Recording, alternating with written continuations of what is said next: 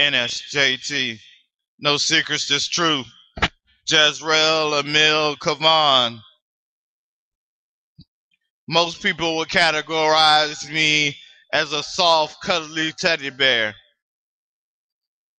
Other people would categorize me as the fiercest warrior they have ever seen. Because my dedication to my art, my dedication to advocacy, my dedication to my morals and my beliefs put me in a different realm other than the soft and cuddly teddy bear. I go for the throat like a lion when he's stalking his prey, when he's getting ready to take down his lunch, his dinner, his breakfast. But I can also be the lamb, soft, gentle, sweet, young, innocent. I know who I am. After 14 years of abuse, after growing up slowly but surely and maturely in life, I've come to understand who I am.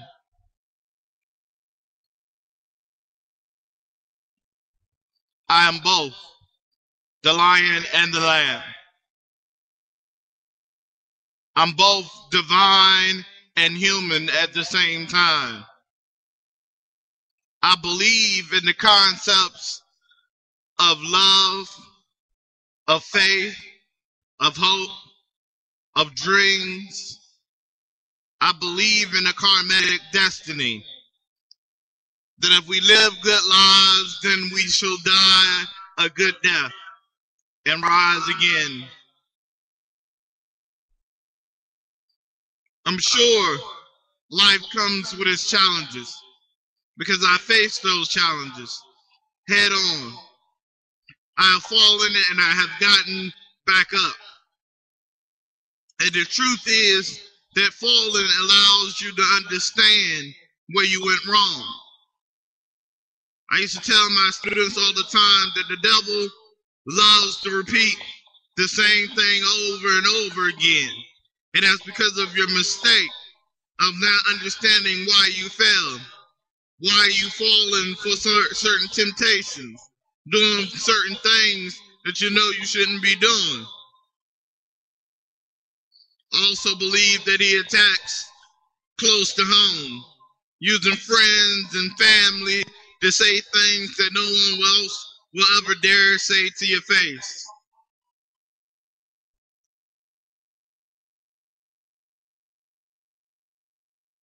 I believe that who you are is exactly who someone else is. When people start talking about trust, it scares me. Because the Bible says, trust no man. But it did not say, do not have faith in man. It says, trust no man. Because if I lie, that means you lie.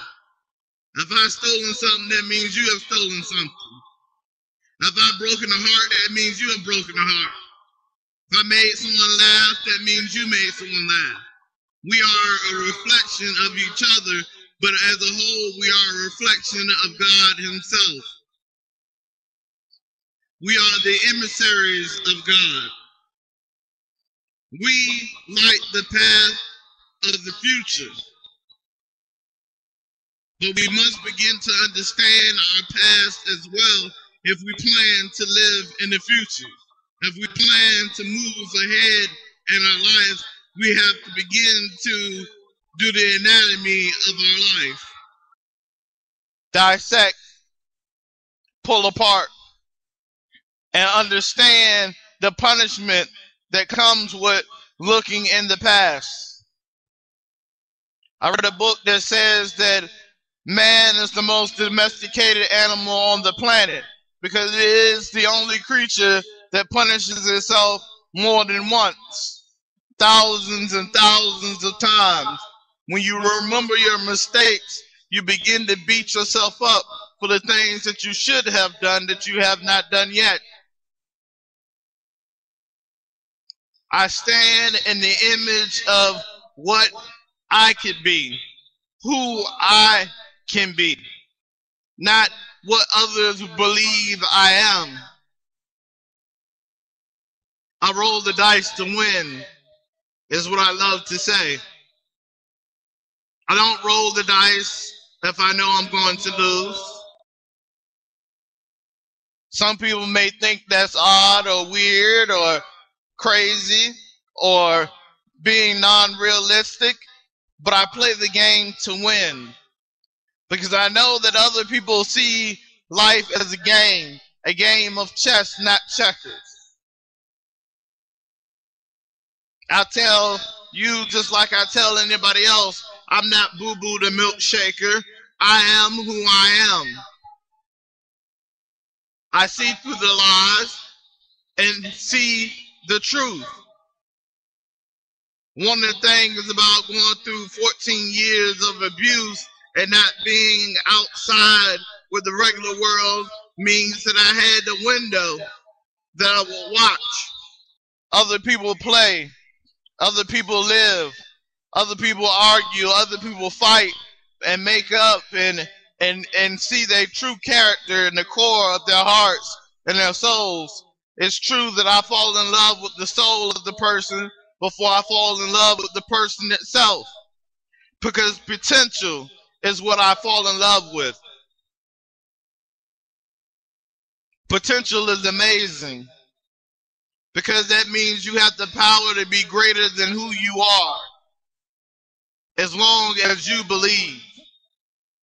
I believe, but it doesn't necessarily mean that you believe as well. I stand before the world naked, showing the scars of my heart, showing the scars of my body, showing the scars of my mind, showing the scars of my soul, because it's important. My story is important at a broader sense of allowing someone else to understand that I can go through so much pain and still stand. That there is no excuse for you not being able to stand or being able to fight back or being able to speak up, because I have a loud voice that carries with it the solemn vows of truth. That's what NSJT means. No secrets, just truth. Because I went through so much of my life of people lying to me. It was just me, my mother, and my sister. My father was locked away in jail for almost 25 years, so he wasn't a part of my life. My mother ran away from her family, so they wasn't a part of my life. My mother did not contact or be cordial to my father's family, so I didn't have them. It was just me, my mother, and my sister. And my mother became my abuser, but she also became one of my greatest teachers. We nicknamed my house the CIA because she taught us how to be able to read when someone was lying. She was able to teach us the respect of human life, the respect of human opinion. That someone else is allowed to have their own opinion about you and have their own opinion about life, but that doesn't mean that they have the right to the facts or change the facts. She taught us how to play the game, how to hold all the aces at once, so that when we put our hand down, that we win the game. She taught us how to play chess mentally and physically, so that we may be able to win when we go up against those who believe that we could not win. We grew up in the inner city, and that was one of the reasons why my mom never let us outside, was because growing up in the inner city, those children were doomed to fail and make the same mistake as their parents and start the cycle of populating the community with their children and their children's children and their children's children And it continues to go on until the lines are blurred and everybody is family. She reminded us how alone we were because we were not a part of that community. She told us that it was our own opinion of what we created that mattered, not her opinion, but ours.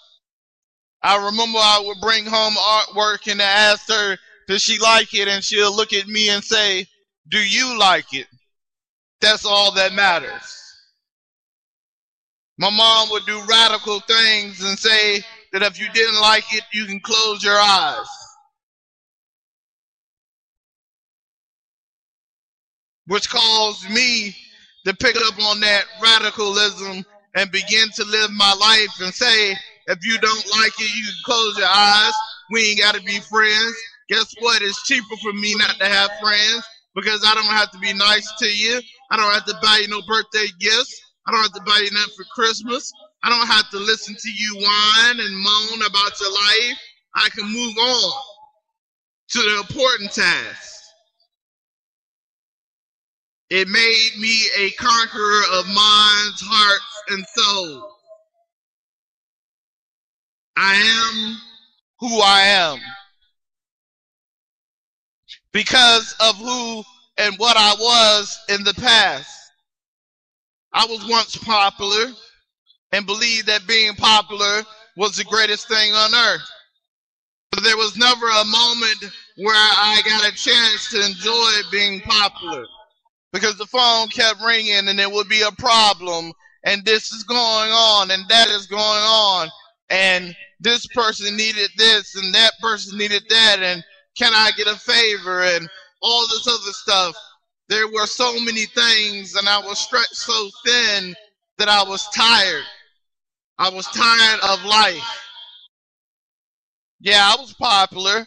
Everybody knew who I was. Everybody knew what I was about. They loved NSJT because it was rare for someone to be so honest and bold and strong. I didn't put grandma's sugar over anything. I told it how it was, like it was, and whether you like me or respect me, it didn't matter because it didn't matter what you thought, it mattered what I thought. I've been on jobs before where I saw someone being mistreated and I directed my attention to it because it was my duty. If you're going to mistreat that person, that means somewhere down the line you're going to mistreat me.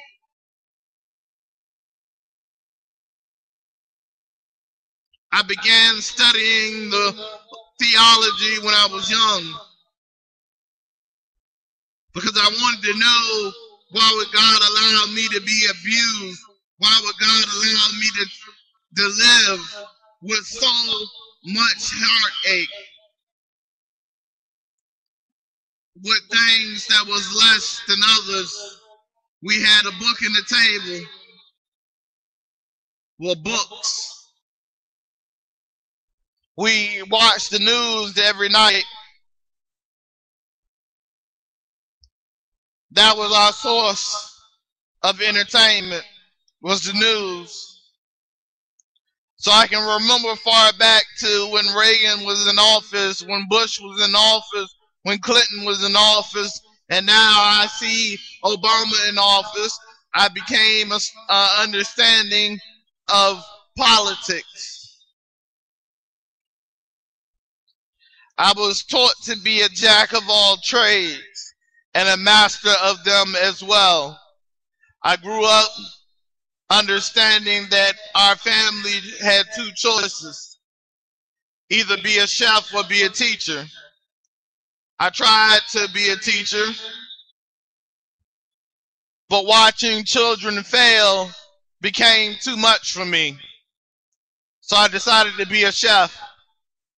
I decided to go into the kitchen and take control of the kitchen and teach how to move like a ballet dance in the kitchen. How to understand, how to grasp, how to pick up on things, how to know what's going on around you and your surroundings, how to pitch in and help when it's time. I created a family inside the kitchen, and not just a kitchen of people who's showing up for a paycheck. I reminded my cooks that cooking is not about a paycheck. Cooking is about love. Cooking is about self-respect. Cooking was about a chance and an opportunity to get out of your circumstances that you are in. In my illustrious career, I made so many managers that it wasn't funny. I changed so many lives and made so many people believe in the passion of cooking because of my desire, my belief. I am who I am. I suffer from lupus and other diseases,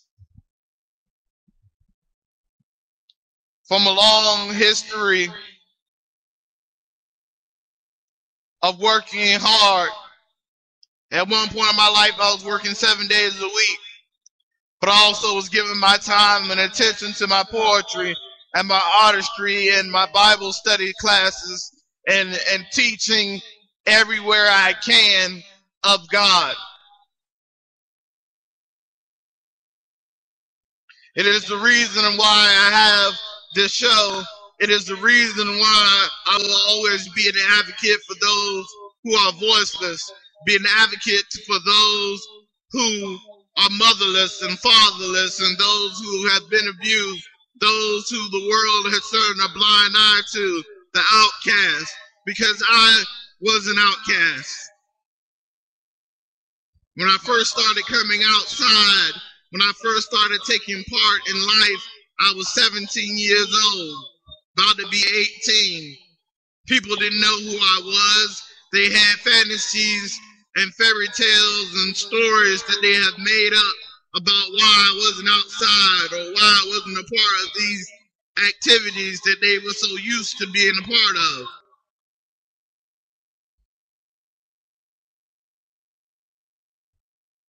I always felt like the outsider looking in, and I always will feel that way. But feeling that way has taught me to protect myself and to protect others. It has taught me the foundations of life and love and hope and passion and desire. It has given me a new creed and a new meaning to who I am. It didn't destroy me, it made me stronger. I cannot and I will not go back to the days when I did not have the strength to stand on my own 2 feet. I was born to be a leader. I was born to speak the truth.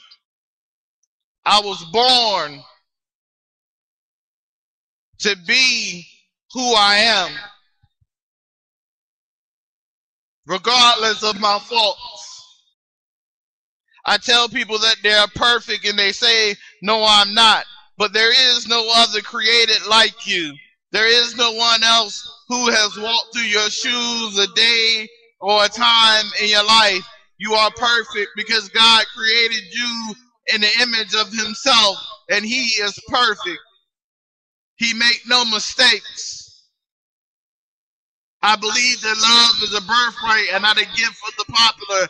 I believe that we can do the impossible. I believe that we all have a destiny. Connected we are by our bones, flesh, and blood, by our spirits, hearts, and mind. We are connected. We are a part of each other. What affects my neighbor affects me.